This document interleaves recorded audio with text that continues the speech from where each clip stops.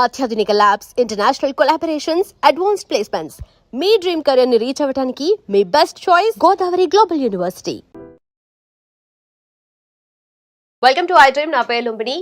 USA visa scam exposed అని చెప్పేసి ఒక యూట్యూబర్ యుఎస్ లో వీడియో రిలీజ్ చేసింది.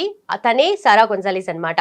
అంటే అలా ఒక పర్సన్ ని ప్రైవేట్ థింగ్స్ కానీ లేదంటే దీనికి సంబంధించిన ఇన్ఫర్మేషన్ కానీ అలా పబ్లిక్ ప్లాట్ఫామ్ లో పెట్టడము అసలు ఎంతవరకు రైట్, అండ్ మోస్ట్ ఇంపార్టెంట్లీ వేరే వాళ్ళ ప్రైవసీని ఇలా బయటకు చూపించేసి దానికి సంబంధించిన డీటెయిల్స్ అని చెప్పడం కూడా వెరీ మచ్ రాంగ్. అండ్ దీని గురించి కూడా చాలా గట్టిగా ఖండిస్తున్నారు ఇమిగ్రేషన్ లాయర్ కావేటి శ్రీనివాస్ గారు మనతో పాటున్నారు. Let's talk to him and find out more details about it. Hello sir. Hello. So visa scam exposed అని చెప్పేసి ఒక వీడియో రిలీజ్ చేసింది. And not just video release sir, తను వెళ్ళి డోర్ నాక్ చేసి తన లోపల ఉన్న అతనేమో భయపడుతున్నాడు, door knock on the door, I'm scared అని చెప్పేసి అలాంటి వీడియోస్ కూడా మనం చూసాము. బట్ ఎంతవరకు ఇది రైట్, అంటే ఈ లెవెల్లో వాళ్ళు చేయడం అనేది అసలు మనం ఎలా తీసుకోవచ్చు అంటారు? ఫస్ట్ ఆఫ్ ఆల్ యుఎస్ లా ప్రకారము యూ కెనాట్ గో. అంటే ఫర్ ఎగ్జాంపుల్ మీకు పర్మిషన్ లేకుండా ఎవరైనా ప్రాపర్టీకి వెళ్తే దాన్ని క్రిమినల్ ట్రెస్పాస్ అంటారు. అది నేరం. రెండోది అండర్ ద యుఎస్ కాన్స్టిట్యూషన్, రాజ్యాంగం ప్రకారము మీరు మీ ఇంట్లో ఉన్నప్పుడు you have a right of privacy. అంటే మీరు ప్రైవేట్గా ఉండటానికి మిమ్మల్ని మీ రైట్ ఆఫ్ అంటే మీకు ఇన్ఫ్రింజ్ చేయడానికి లేదు privacy. You can be safe in your house. ఎవరైనా వచ్చి తలుపు కొట్టి చేయడం అంటే they are infringing your privacy, they are interfering in your private life. రెండోది. మూడోది ఏంటంటే ఎవరన్నా వచ్చి మిమ్మల్ని తలుపు కొట్టి మిమ్మల్ని సెర్చ్ చేసి మిమ్మల్ని క్వశ్చన్స్ అడిగి మీ ప్రాపర్టీలోకి వచ్చి చేయాలంటే మీకు సెర్చ్ వారెంట్ ఉండాలి కాన్స్టిట్యూషన్ ప్రకారం. సెర్చ్ వారెంట్ మ్యాజిస్ట్రేట్ ఇవ్వాలి, అది పోలీసు వాళ్ళకే ఇస్తారు. ఇమిగ్రేషన్ వాళ్ళు కూడా వచ్చి అడగొచ్చు వితౌట్ సమ్టైమ్స్ అక్కడ మీ దాంట్లో మీ ఇంట్లోనో లేకపోతే మీ బిజినెస్లో ఏదన్నా ఇల్లీగల్ వర్కర్స్ ఉన్నారో లేకపోతే మీ దగ్గర అఫెన్సెస్ నేరం జరుగుతుందంటే వాళ్ళు రావచ్చు. ప్రైమా ఫేసి ఎవిడెన్స్ ఏదైనా వాళ్ళ దగ్గర ఉంటే ప్రాబబుల్ కాజ్ ఉంటే వచ్చి చెక్ చేయొచ్చు. కానీ ఒక యూట్యూబర్కి అర్హత ఉందా అంటే లేదు. మరి ఆమెకు ఎక్కడి నుంచి వచ్చింది ఇన్ఫర్మేషన్? పబ్లిక్ డొమైన్లో కొంత ఇన్ఫర్మేషన్ దొరుకుతుంది. ఫర్ ఎగ్జాంపుల్ మీకు ఒక కంపెనీ ఉందనుకోండి, మీ company XYZ company.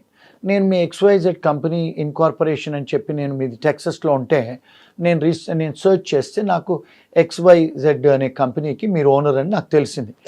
So most of the times అమెరికాలో కానీ ఇండియాలో కానీ ఎక్కడైనా వరల్డ్లో ఒక కంపెనీ పెట్టుకునేటప్పుడు రిజిస్టర్డ్ అడ్రస్ పెట్టుకోవచ్చు మందిది.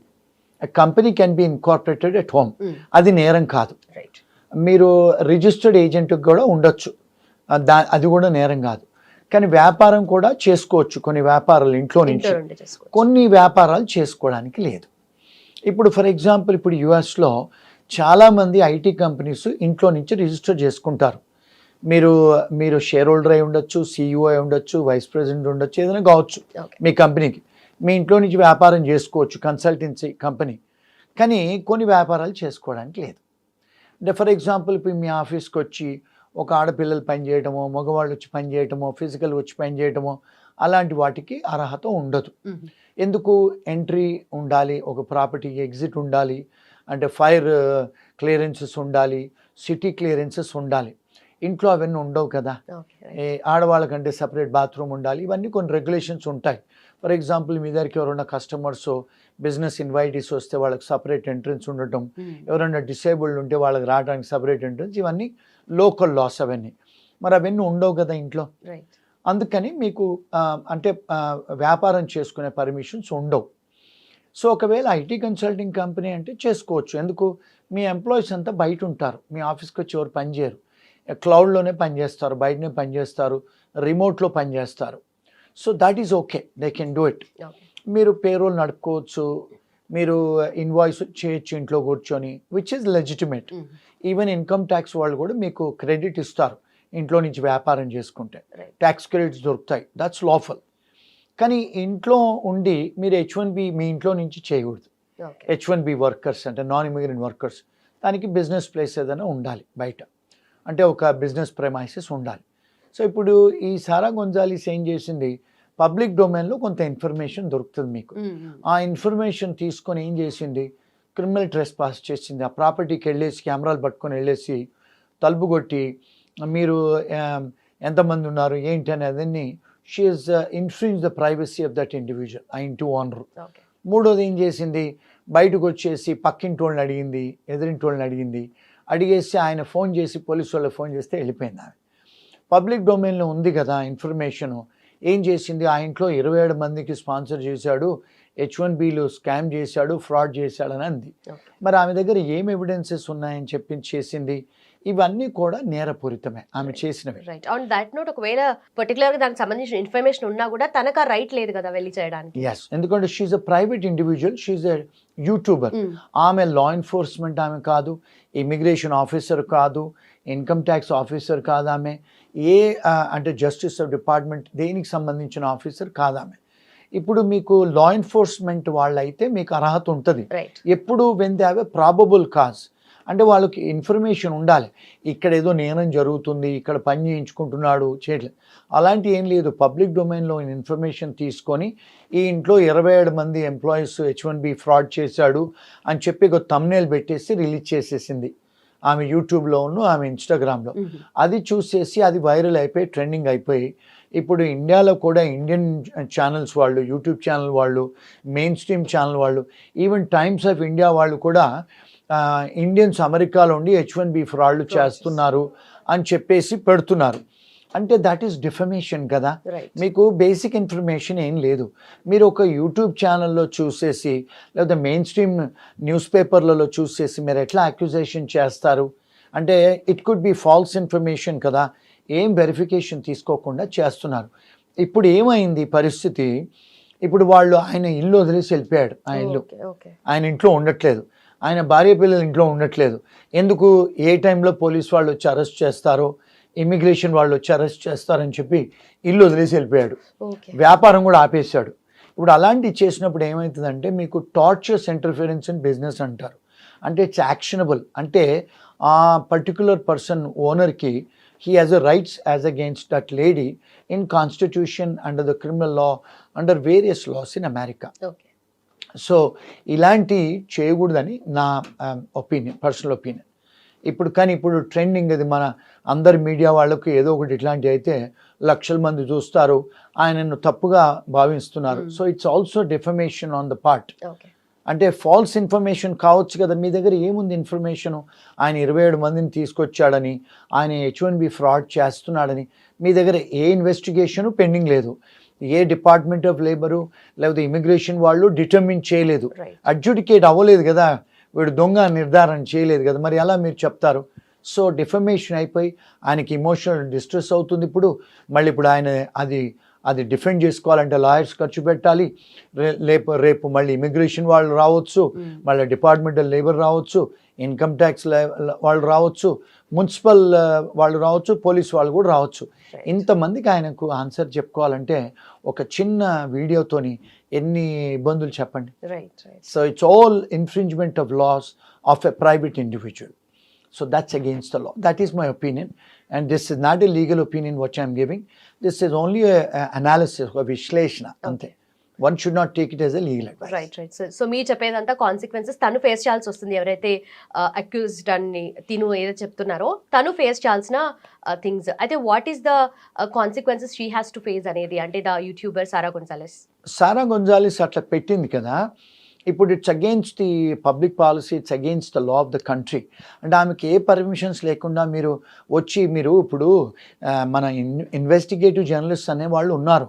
ఇన్వెస్టిగేటివ్ జర్నలిస్ట్ అనేవాళ్ళు ఇన్వెస్టిగేషన్ చేయొచ్చు, కానీ మీరు ఎప్పుడు ఎక్స్పోజ్ చేయొచ్చు? ఒక ఫ్రాడు, ఒక మిస్రిప్రజెంటేషన్ ఎప్పుడు చేయొచ్చు?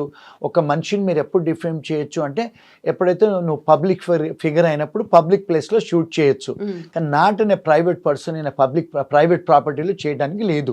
నెంబర్ 1. ఇప్పుడు ఆమె డిఫమేషన్ చేసింది, ఆమె ఇన్ఫ్రింజ్మెంట్ చేసింది. ఈయనకు అన్ని హక్కులు ఉన్నాయి ఆమెను సూ చేయడానికి. క్రిమినల్ సూ చేయొచ్చు, సివిల్గా కూడా సూ చేయొచ్చు. కాన్స్టిట్యూషనల్ రెమెడీస్ కూడా ఉన్నాయి ఆయనకు ఆమె మీద. ఇంకొక విషయం ఏంటంటే బికాజ్ ఆయనకు లాస్ జరిగింది, ఇప్పుడు ఫైనాన్షియల్ లాస్ జరిగింది, వ్యాపారం ఆగిపోయింది, నెక్స్ట్ ఎవరు ఆయనతో వ్యాపారం చేయరు. మొత్తం ఇండియా అంతా కూడా, even times of India, TV9 అందరూ కూడా చెప్తున్నారు. సో ఇప్పుడు డిఫమేషన్ అయింది ఆయన మీద. అంటే ఆయన నేమ్ ఇస్ బీయింగ్ డిఫేమ్డ్ కదా. అందరు చుట్టాలు, ఫ్రెండ్స్ ఏమనుకుంటారు? వ్యాపారం కూడా చేయరు ఆయనతోని, నిజమే అనుకుంటారు కదా మీడియాలో వచ్చిందని. So he has rights as against her. దాంతో ఇప్పుడు ఏం జరిగిందంటే ఇప్పుడు ఆ సారా గొంజాలెస్ పెట్టడం వల్ల ఇప్పుడు ఇమిగ్రేషన్ గవర్నమెంట్ కూడా ఈవెన్ ప్రెసిడెంట్ దాకా కూడా తెలిసిపోయింది, అమెరికన్ ప్రెసిడెంట్ దాకా. ఇప్పుడు ఐసో ఏజెంట్లను అపాయింట్ చేశారు. ఇప్పుడు అన్ని కంపెనీస్ అమెరికాలో ఎవరెవరైతే ఇంట్లో రిజిస్టర్ చేశారో, ఇంట్లో నుంచి వ్యాపారాలు చేస్తున్నారో వాళ్ళందరినీ కూడా ఇన్వెస్టిగేట్ చేయమని ఆర్డర్ చేశారు. రెండోది టెక్సస్ గవర్నర్ ఏం చేశారు, ఇప్పుడు టెక్సస్ గవర్నమెంట్ ఎవరెవరినైతే H1B వాళ్ళని తీసుకొస్తారో అన్ని గవర్నమెంట్ ఏజెన్సీస్కి ఆయన ఆర్డర్ ఇచ్చారు, నెక్స్ట్ H1 ఎవరిని చేయకూడదని ఫ్రీజ్ చేయమని చెప్పారు. ఎంత రిపర్కేషన్స్ చూడండి ఇప్పుడు ఒక చిన్న వీడియో వల్ల. అంటే because press is a fourth estate of democracy and they are the watch dog, I agree, but not in this way. Okay, not at this level. Yes. Okay, so government interference definitely ఈ point of టైంలో అవసరం కాబట్టి వాళ్ళు ఫర్దర్గా ఎలాంటి changes తీసుకొచ్చే chances ఉన్నాయి లాలో కానీ, లేదంటే వాళ్ళ you know implementation of the policies కానీ, స్కీమ్స్ కానీ? ఇప్పుడు ప్రిజుడిస్ అవుతారు కదా. ఇప్పుడు ఒక సారా గొంజాలిస్ చేసిన యూట్యూబ్కు ఇన్స్టాగ్రామ్ చూసి మెయిన్ స్ట్రీమ్ అంతా కూడా they are looking at that now. అంటే వీళ్ళందరూ చాలా మటుకు అమెరికాలో ఐటీ కంపెనీ ఓనర్స్ 80 to 85% మన ఇండియన్సే ఉన్నారు. మన ఇండియన్సే ఇప్పుడు వాళ్ళు టార్గెట్ చేస్తున్నారు. ఎందుకంటే ఇప్పుడు వచ్చిన ప్రజెంట్ అడ్మినిస్ట్రేషన్ కూడా H1B మీద చాలా అంటే కట్టుదిట్టాలు పెడుతున్నారు.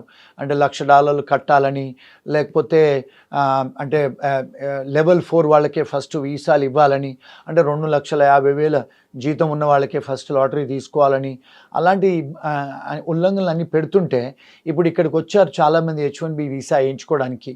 ఇండియాకు చాలా కంట్రీస్కు వీసా స్టాంపింగ్ వెళ్తే వాళ్ళందరి కూడా ఆర్బిటరీలు వీసా క్యాన్సిల్ చేస్తున్నారు, H4లు క్యాన్సిల్ చేస్తున్నారు, అపాయింట్మెంట్స్ ఇవ్వట్లేదు. మరి ఎంత అంటే how it is causing effect on the H1B workers, వాళ్ళ లైఫ్స్ మీద ఎఫెక్ట్ పడుతుంది, కంపెనీ ఓనర్స్ మీద ఎఫెక్ట్ పడుతుంది. ఇప్పుడు చాలామంది కంపెనీస్ కూడా H1B ఎంప్లాయీస్ను హైర్ చేయాలంటే వాళ్ళు కాంట్రాక్ట్స్ ఎంటర్ అవుతారు పెద్ద పెద్ద కంపెనీస్తోని. ఎందుకంటే దీస్ H1B ఎంప్లాయర్స్ ఎవరైతే ఉన్నారో ఇండియా లాంటి దేశాల నుంచి H1B స్పాన్సర్ చేసి తీసుకొచ్చి బయట థర్డ్ పార్టీకి కాంట్రాక్ట్ ఇస్తారు. ఇప్పుడు ఆ కాంట్రాక్ట్స్ అన్ని బ్రీచ్ అవుతున్నాయి కదా, మరి they cannot perform the contracts. అంటే ఎంత ఫైనాన్షియల్ బర్డెన్ అవుతుంది, ఎంత లాస్ అవుతుంది చెప్పండి. ఇప్పుడు ఆ H1B వర్కర్స్ల జీవితాలు కూడా చెల్లా చెదరవుతున్నాయి. వాళ్ళు వెనక్కి పోలేరు, వాళ్ళ ఇల్లులు ఉన్నాయి, పిల్లల స్కూల్స్ ఆగిపోతాయి, వాళ్ళ బ్యాంక్ అకౌంట్స్ ఫ్రీజ్ అవుతాయి, వాళ్ళ క్రెడిట్ కార్డ్స్ పోతాయి, కార్లకు పేమెంట్ చేయలేరు, ఇల్లుకు పేమెంట్ చేయలేరు. ఎంత డిజాస్టర్ అవుతుంది చెప్పండి ఒక చిన్న వీడియోతోని. So one has to be careful when they doing such things. But అమెరికాలో ఫ్రీడమ్ ఆఫ్ ప్రెస్ అనేది ఉంది, మన ఇండియాలో కూడా ఫ్రీడమ్ ఆఫ్ ప్రెస్ ఉంది. మీ జర్నలిస్టులకు freedom of press, freedom of expression అనేది ఉంది, కాదని నేను అనను. బట్ దానికి కూడా కొన్ని ఉల్లంఘనలు ఉన్నాయి కదా. It has to be within the purview of Constitution, right? Regulations అయితే definitely yes. So she's just doing whatever she wants arbitrarily. Okay. అదండి.